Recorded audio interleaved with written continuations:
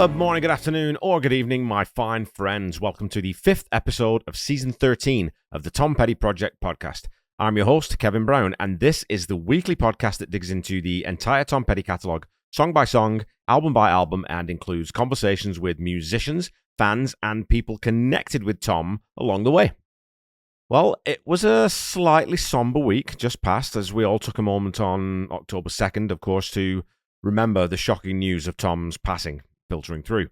Thanks to the very many of you who shared your stories of processing that news and the aftermath of dealing with a world that wouldn't have Tom in it anymore. And it's incredible to believe that it's been 8 years now. It still feels fresh in my mind, but maybe that's just proximity to the date. In any case, with that melancholy date behind us, we can now start to look forward to Tom's birthday and really look forward to Gainesville. I'm so looking forward to seeing some of you down there, and I've already started making plans for some visiting with a couple of people. So I'm going to try and figure something out. I think maybe the Thursday evening or Thursday lunchtime, or we'll figure something out where I can, anybody who's in Gainesville on Thursday, maybe we can get together for a group lunch. Okay, over on social media, let's see what comments you left for me on Money Becomes King. Over on Blue Sky, the wonderful Pete Nestor from the Honest and Unmerciful podcast says, "What I struggle with for some of the songs on Last DJ is the storytelling doesn't always feel universal. This one does make me whistle for a time now gone, and the orchestral arrangement plays to that, but it just doesn't have the same deep resonance as some of his more memorable tracks for me. This one is reminiscent of mid-60s Stones song, The Under-Assistant West Coast Promotion Man tells a story. Nothing wrong with it, but it doesn't evoke the same emotion as his best." Then in brackets he says, "Oh, and since I've now been challenged, I'll have to go with A for the trivia question." Well, Pete, you'll have to wait to find out about the trivia, but I totally respect your view on the specificity of some of the songs on The Last DJ, or even a lot of the songs. I think there is still subtext there, and hopefully I can dig into some of that as we go along, but not everyone wants very prescriptive writing that leaves less room for interpretation, as you say. I know my former guest, Ivan Anderson, had expressed that same preference for Tom's more universal and less specific work. So I'm a sucker for a story song, though, and I think Tom shows that he's just as adept at writing these types of songs as he is writing anything else.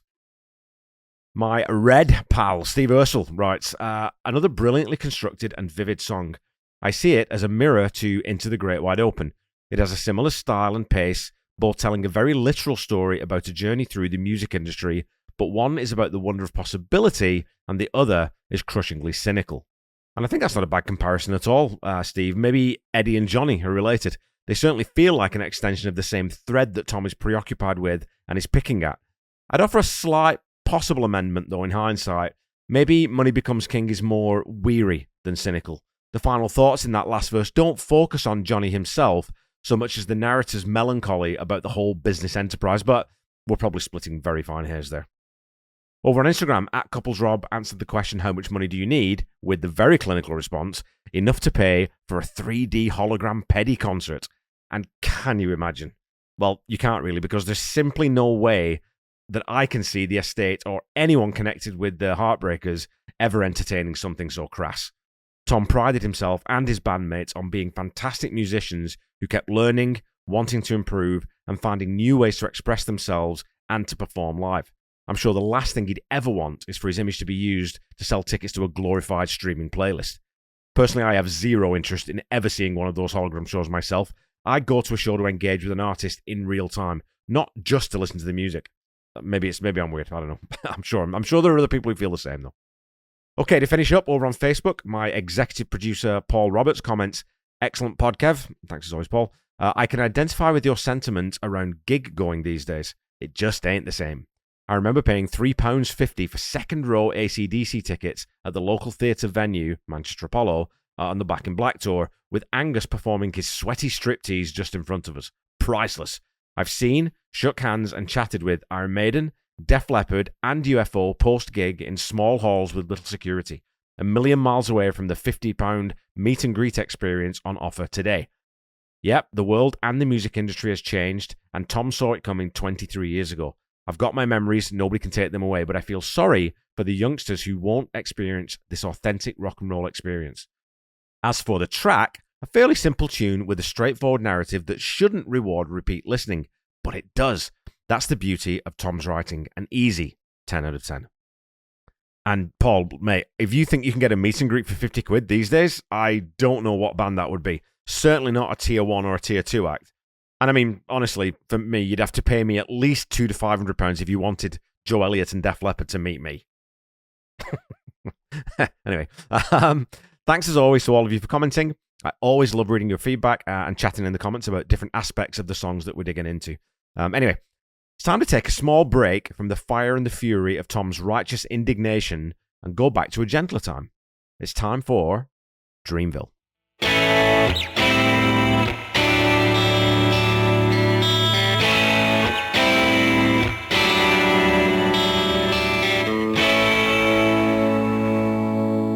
Live at the Olympic, Tom introduces this song by saying, "When things are going really good in your life, and maybe that's only for a second sometimes, maybe just a taste or a smell or something happens and you feel really good, I call that Dreamville." And the very first strains of Ben Montenchi's beautifully captured, I'm guessing upright, piano immediately evoke a time that was rather than a time that is. It has a musty parlour smell to it, old paper and timber. It's hard to make something nostalgic before you've said a word, but Ben Mont manages it with those simple chords that are pushed through a beautiful small room reverb. And after 4 steady, wistful bars, Tom brings us to a time and place that is now part of the petty lore. Going down to Lillian's music store to buy a black diamond string. Gonna wind it up on my guitar, gonna make that silver sing. So let's talk about Black Diamond for a moment. The company traces its origins to the late 19th century. The brand emerged from a merger among early string-making firms including Rice Musical String Company out of New York, the Standard Musical String Company out of Connecticut, and a New Jersey string maker owned by George Dow Emerson. These combined efforts formed the National Musical String Company in the late 1890s, with one of its product lines being Black Diamond. Over time, the company passed through various hands. In 1917, Emerson sold his share, and in 1932, the company was acquired by C. Bruno & Son, which already had deep ties in the musical instrument distribution channels. Black Diamond claims a historical connection to Jimi Hendrix, stating that in his early years he used Black Diamond strings, and the company now offers a line of Hendrix-branded strings to support the Jimi Hendrix Foundation, with each set contributing to music education. Through much of the 20th century, Black Diamond strings gained a reputation for being robust, affordable, and widely distributed. Because individual strings, rather than full sets, were commonly sold in drugstores, 5 and dime shops, and music shops, many players used them as everyday backup or replacement strings. So this cleared up something that I found interesting, that Tom would write in this song that he's buying one string. Because as far as I knew, until doing the research for this episode, strings have always been sold in packs of 6, or 4 if you're a bass player. So it's really cool to learn that sometimes those packs were broken up, and musicians could just go in and buy the one string that had given out on them. And I'd love to hear from any guitarists out there about how you feel about that. It would seem somewhat strange to have one really bright, crisp-sounding new string, slumming it with 5 worn-out, worn-in fretmates. And I'd be surprised you'd find many music stores that still do this. So it's one more little anachronism that paints the song with that long-ago hue. As this first verse comes in, the piano is joined by acoustic guitar and a bass part played by Mike Campbell. It's all very languid and drifts along at its own leisurely pace. I absolutely love how close Mike Tom is on this vocal part too. You can hear every single nuance in his gentle, restrained delivery, and he's mixed right front and center, something that producer George Draculius, like his mentor Rick Rubin, definitely prefers. And why would you ever bury a voice that expressive deep in the mix? When the chorus kicks in, we get the key change from G major in the verse to C in the chorus. We hear the introduction of the cellos in the background, just playing the root 8th notes, and the bass-heavy piano adding a lot of weight to this section. The harmony vocal here is using the old Beatles trick of singing a single note in counterpoint to the main melody, and it rests on the root C note here, until the end when we step back up to D to modulate back up to the major 4th of the verse key. It's also very simple and dreamy, and feels like you're just floating along on a very lazy stream on a hazy summer's day. The next verse sees the introduction of a very George Martin-esque string arrangement that really puts me in mind of the Beatles classic Across the Universe, though it has a very slight phase effect on it too, or something similar, to give it a slightly otherworldly feel. Tom then switches up the lyrics in the second chorus, singing, "Like it was Dreamville, where I was born, light years from here, and the air smelled good in Dreamville." And I hope you'll forgive me a little sidebar here, but this song really, really resonates with me at the moment, as I've recently come back from a trip to visit family in England, which I think most of you know about. It's that line, where I was born light years from here. Going back to where you're from is different each time. And as the years roll by, my relationship with my hometown evolves and changes. And of course, I've said this before, I think. I left home at 16 to join the army, so I've lived away from my hometown a lot longer than I lived there. When I go back now, I mostly feel a little like an outsider, like a visitor, which is a little bit unnerving and sometimes a little sad to me. However, there are certain streets, certain buildings, and of course certain people that drag me right back to my adolescence. I think maybe I talked about this on the last DJ episode, but when we went back, my kids stayed with my mum, and my wife and I stayed with my grandma, who still lives by herself at 91 years of age. She's still absolutely sharp as a whip mentally and can still get herself about to do the shopping and visiting, albeit, a little bit more slowly now. She's also lived in the house we stayed in for over 60 years. So that house has been a constant in my life for the entirety of my time on the planet. The housing estate that it's on, it's called Landgate. It's a small little microcosm of working class life. My mum lived there for a few years after her divorce from my dad, and I moved back in with her for the last 3 years before I joined the army. So I lived really close to my grandparents' house, the house that we stayed in, where I spent every Christmas surrounded by family and love and laughter and dogs and toys and noise. It's fantastic. And this estate, there are sinners and saints and painters and poets and everything in between, all crammed into an area of probably, maybe a square kilometre. And there's only one road in and out of the estate from the main road. So the place really hasn't changed. There are a few licks of paint, a few more solar panels and satellite dishes, but there are still exactly the same bricks missing from some of the walls, the same overgrown thatch of weeds down a specific back alley, and in my mind's eye, I can smell and hear my childhood in the tarmac that covers the roads and the slight shabbiness that permeates the whole place. But my time living on that estate was, for the most part, very happy.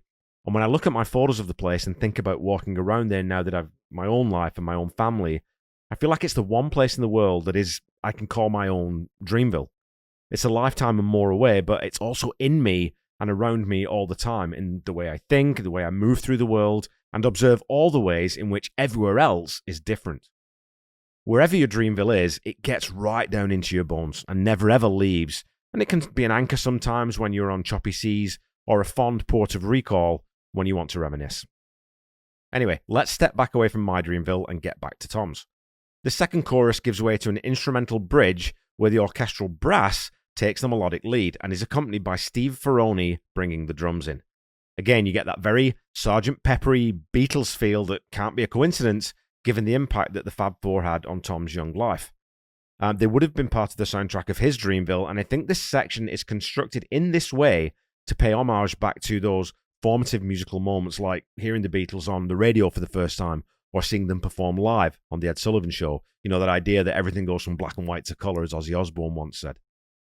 This section is broken into two halves, this bridge section, with the first being radiantly major key and built around a drum part that pushes the horns and is stop-start before breaking the last three bars into a backbeat as the chords move to the minor to add an extra layer of grandeur and pomp to proceedings.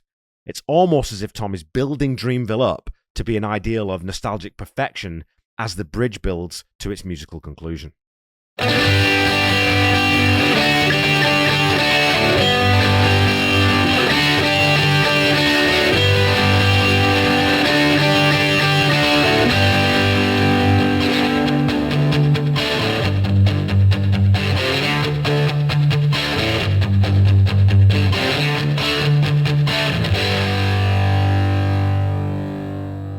Okay, folks, it's time for some petty trivia.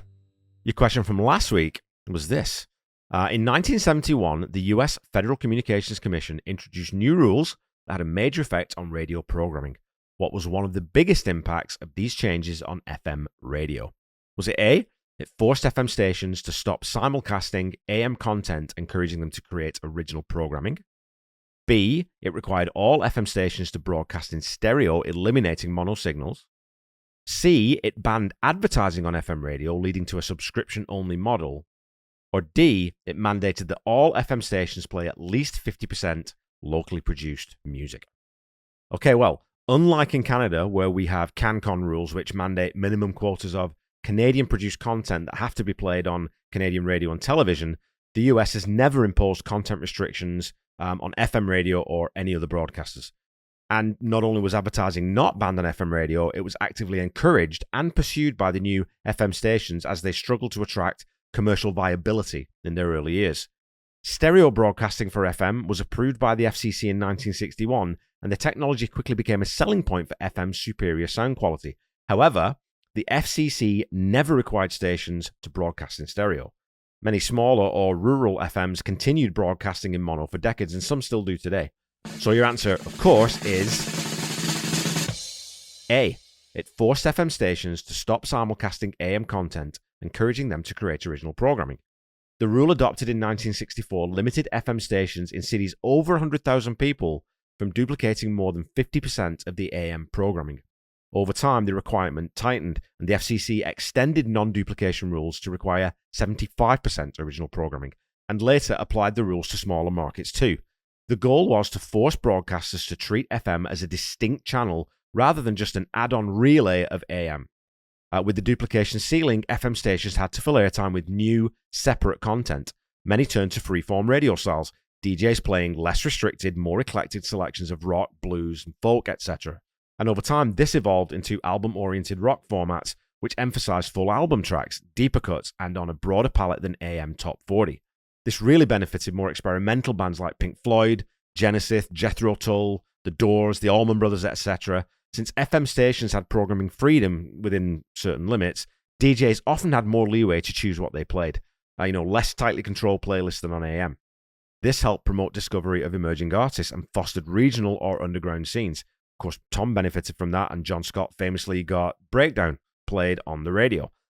As FM carved out identity and better sound quality, especially stereo, listeners gradually migrated to this, especially for music listening. In modern times, AM is still part of the terrestrial radio mix, but its role is much diminished, often focusing on talk, news, sports, and niche formats. Okay, your question for this week is this. Which is the first Heartbreaker song, canonically, to feature the word radio? Is it A, Into the Great Wide Open, B, Supernatural Radio, C, Anything That's Rock and Roll, or D, You Don't Know How It Feels?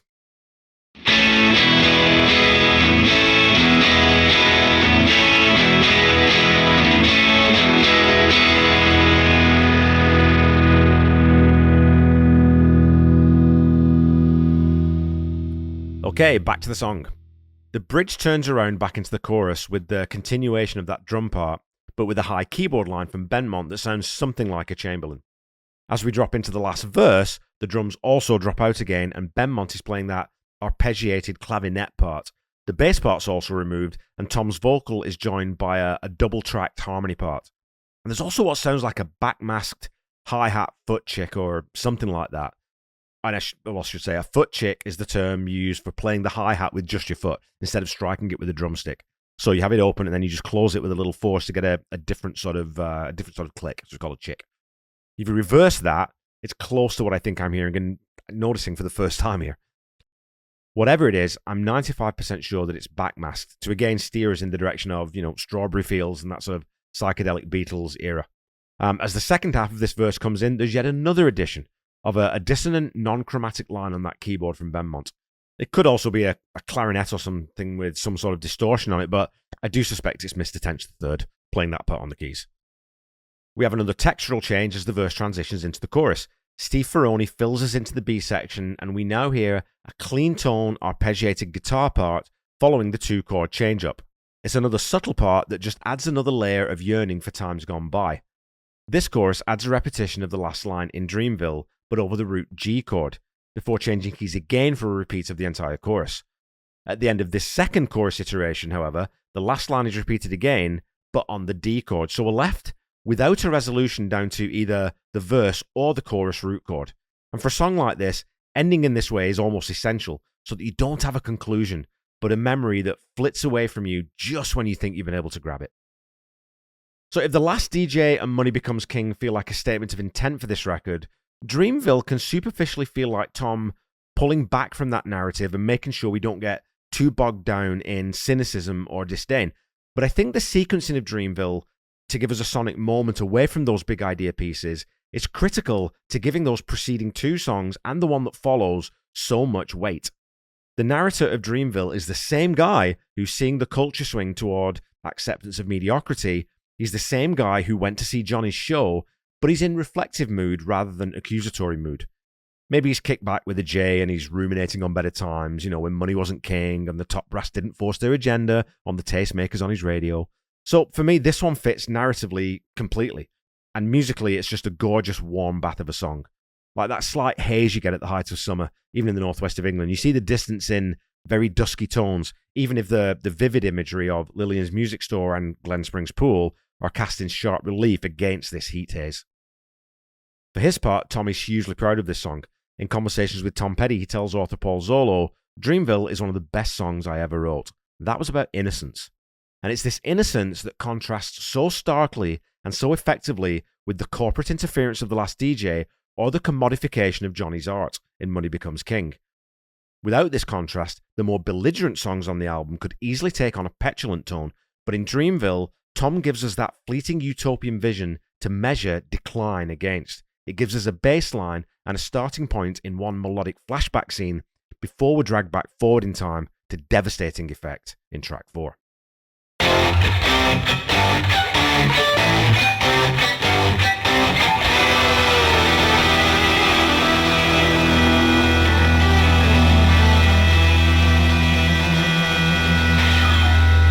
Okay, Pettyheads, that's it for this week. Look, I'm probably going to raise eyebrows again here, but Dreamville just strikes a huge chord with me. For anyone who doesn't live where they grew up and has any fondness for that time and place in their life, you don't just hear what Tom's singing about, you feel it deep down in your marrow. That sense of place is perfectly expressed in this song, and I think especially in proximity to a visit back to my childhood stomping grounds, I can't give Dreamville any less than a rock-solid 9 out of 10. And the only reason it's not getting full marks is because the 10s on this album are at such a high that I feel I need a very slight separation from them.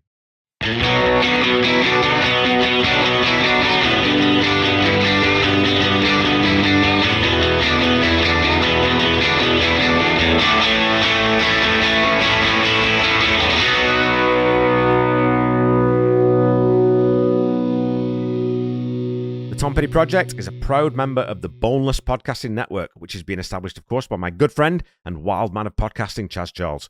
Go check out the roster by clicking on the link in the episode notes. You can also check out my other podcast, Seaside Pod Review, or Queen Podcast, that I co-host with my best pal, Randy Woods, as well as the Ultimate Catalog Clash that I do with my other great pal, Corey Morissette. We are currently into the Black Crowes, the first 5 albums, and we just wrapped up this week, side 2 of Shake Your Moneymaker. That thing came out with a very, very good score, and I'm sure that if you're a Tom Petty fan, most of you must love the Black Crowes, so go check that one out. Don't forget to follow me on Facebook, Instagram, Threads, and YouTube at The Tom Petty Project, and on Blue Sky at Tom Petty Project. Go follow, like, subscribe, do all of those things, and do please leave a review or a rating if you haven't already. Keep talking to me on social media, and I will keep reading out your comments on the show. As your weekly reminder, the Tom Petty Project is not affiliated with the Tom Petty Estate in any way, so when you're looking for Tom's music, please visit official streaming platforms or go to your local independent record seller and buy some physical media. If you're looking for official merchandise, go to store.tompetty.com, and if you're looking for merch for this show, please go to store.tompettyproject.com.